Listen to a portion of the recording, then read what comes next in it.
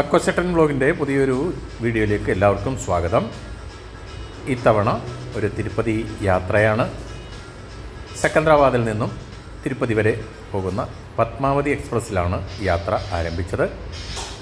വൈകിട്ട് 6:40 പത്മാവതി സെക്കന്ദരാബാദിൽ നിന്നും പുറപ്പെടുന്നത്.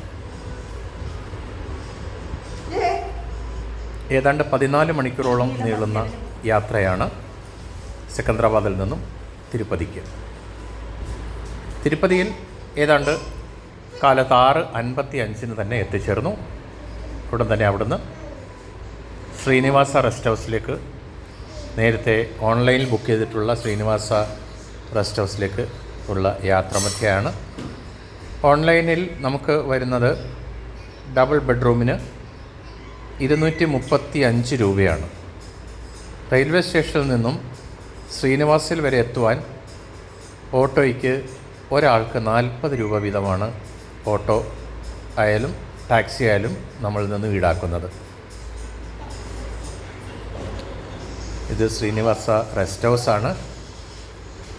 അവിടെ നമുക്ക് റൂം അലോട്ട് ചെയ്യുന്ന കൗണ്ടറിൽ നമ്മൾ നേരത്തെ ബുക്ക് ചെയ്ത പേപ്പർ പ്രിൻ്റ് ചെയ്ത് കയ്യിൽ സൂക്ഷിക്കേണ്ടതാണ്. അതുപോലെ തന്നെ ദർശനത്തിൻ്റെ പേപ്പറും. ഡബിൾ ബെഡിൻ്റെ റൂമുകളാണ് ഇവിടെയുള്ളത്. അതിൻ്റെ പുറത്ത് നമുക്ക് ഇവിടുത്തെ ഓഫറിങ്സ്, എല്ലാത്തിൻ്റെ വിശദ വിവരങ്ങൾ, റേറ്റുകളെല്ലാം തന്നെ നമുക്ക് ലഭ്യമാണ്. ടിക്കറ്റ് എടുക്കാതെ ബുക്ക് ചെയ്ത് വരുന്നവർക്ക് ഇവിടെ ടിക്കറ്റും ബുക്ക് ചെയ്യാൻ സാധിക്കും ദർശനത്തിനുള്ള. അതിനുശേഷം അവിടെ അടുത്തുള്ള 2 പ്രധാന ക്ഷേത്രങ്ങളാണ് പത്മാവതി അമ്മവാരി ക്ഷേത്രവും ഗോവിന്ദരാജ ക്ഷേത്രവും. പത്മാവതി അമ്മവാരി ക്ഷേത്രം എന്ന് പറയുന്ന പത്മാവതി ഭഗവാന്റെ, അതായത് ബാലാജിയുടെ സഹധർമ്മിണിയും ഗോവിന്ദരാജ ബാലാജിയുടെ സഹോദരനുമാണ്. കുറഞ്ഞ പക്ഷം ഈ 2 ക്ഷേത്രങ്ങൾ നിങ്ങൾ കൃത്യമായും ദർശനം നടത്തിയിരിക്കണം. പത്മാവതിയിൽ നിന്നും ഗോവിന്ദരാജയിലേക്കുള്ള യാത്രയിലാണ്. ഏതാണ്ട് 6 കിലോമീറ്റർ ദൂരത്തിന് ചുറ്റളവിലാണ് ഈ 2 ക്ഷേത്രങ്ങളും സ്ഥിതി ചെയ്യുന്നത്. ഗോവിന്ദരാജ ക്ഷേത്രം തൊട്ടടുത്ത് തന്നെയാണ് റെസ്റ്റ് ഹൗസിൻ്റെ, ശ്രീനിവാസ റെസ്റ്റ് ഹൗസിനടുത്ത് തന്നെയാണ്. എന്നാൽ പത്മാവതി ഏതാണ്ട് 6 കിലോമീറ്റർ ദൂരത്തിലാണ്. തിരുപ്പതി റെയിൽവേ സ്റ്റേഷനിൽ നിന്നും ഏതാണ്ട് 45 കിലോമീറ്റർ ദൂരത്താണ് കാളഹസ്തി എന്ന് പറയുന്ന സ്റ്റേഷൻ. സെക്കന്ദരാബാദിൽ നിന്ന് വരുമ്പോൾ റേണിഗുണ്ടയ്ക്ക് മുമ്പായിട്ട് വരുന്ന സ്റ്റേഷനാണ്. അവിടെ നിങ്ങൾക്ക് ഇറങ്ങാവുന്നതാണ്. ഇറങ്ങി അവിടെ ദർശനം നടത്തിയിട്ട് തിരുപ്പതിയിൽ പോകാം. ഇത് ഗോവിന്ദരാജ ക്ഷേത്രം. എല്ലായിടത്തും കുറഞ്ഞത് 2 മണിക്കൂർ നമുക്ക് ക്യൂ നിന്ന് വേണം ദർശനം നടത്താൻ. എല്ലാ ക്ഷേത്രങ്ങളുടെയും അകത്ത് മൊബൈൽ അനുവദനീയമല്ല. പുറത്ത് കൗണ്ടറുണ്ട്, അവിടെ നമുക്ക് ഡെപ്പോസിറ്റ് ചെയ്യാവുന്നതാണ്. വൈകിട്ട് 4 മണിയോടെ ഞങ്ങൾ തിരുമലയിലേക്കുള്ള യാത്ര ആരംഭിച്ചു. KPSRTCയുടെ ബസ് അവൈലബിൾ ആണ്. ഒരാൾക്ക് ടിക്കറ്റ് 90 രൂപയാണ്. കുട്ടികൾക്ക് ടിക്കറ്റ് ആവശ്യമില്ല. അങ്ങനെ തിരുപ്പതിയിലേക്കുള്ള യാത്ര മധ്യേ നമുക്ക് തിരുമല എന്നാണ് അറിയപ്പെടുന്നത്. തിരുമലയുടെ മുകളിൽ പർവ്വത ശിഖരത്തിൽ നമുക്ക് ഭഗവാന്റെ ഒരു രൂപം പോലെ നമുക്ക് ദർശിക്കാൻ സാധിക്കും.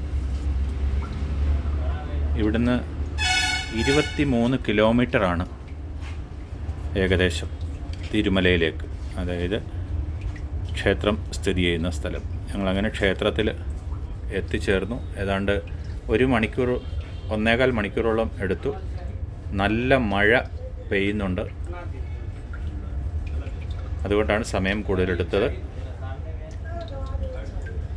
ഈ തിരുമലയിലേക്ക് വരുമ്പോൾ ബസ്സിന് ഉള്ള വളവുകൾ 5 വളവാണ്. ഇത് അയ്യപ്പൻ കുഞ്ഞിൻ്റെ മുടി എടുക്കുന്നു. ഇത് ലേഖയുടെ മുടി. ഇതെല്ലാം വഴിപാടാണ്. മുടി എടുത്തതിന് ശേഷം നമുക്ക് താഴെ കുളിക്കാനും ഒക്കെ ചൂടുവെള്ളം കിട്ടും. മഴയായതുകൊണ്ട് നല്ല തണുപ്പാണ്. അങ്ങനെ ദർശനമെല്ലാം കഴിഞ്ഞു. ഞങ്ങൾ തിരിച്ചുള്ള യാത്രയിലാണ്. തിരുപ്പതിയിലെ വിശേഷങ്ങൾ നമുക്ക് എടുക്കാൻ സാധിക്കില്ല, കാരണം മൊബൈൽ അവിടെ ഡിപ്പോസിറ്റ് ആവും. തിരിച്ച് ഞങ്ങൾ സെക്കന്ദരാബാദിലേക്ക് വരുന്നത് തിരുപ്പതി ആദിലാബാദ് എന്ന ട്രെയിനിലായിരുന്നു. കനത്ത മഴയായിരുന്നു. ദർശനത്തിന് ബുദ്ധിമുട്ടുണ്ടായില്ല. ഏതാണ്ട് 4.5 മണിക്കൂർ ക്യൂ നിന്നതിന് ശേഷം ഞങ്ങൾക്ക് ദർശനം സാധിച്ചു. അങ്ങനെ തിരുപ്പതിയിലേക്കുള്ള യാത്ര വളരെ മംഗളപൂർണ്ണമായി അവസാനിച്ചു. ഞങ്ങൾ തിരിച്ച് ചെർലപ്പള്ളി, സെക്കന്ദരാബാദിന് മുമ്പുള്ള സ്റ്റേഷനാണ് ചെർലപ്പള്ളി. വളരെ പുതിയ രീതിയിൽ ആകപ്പാടെ എന്താ പറയുന്നത്, മുഖച്ഛായ മാറ്റിയ ചെർലപ്പള്ളി സ്റ്റേഷൻ വളരെ മനോഹരമായിരിക്കുന്നു. Thanks for watching.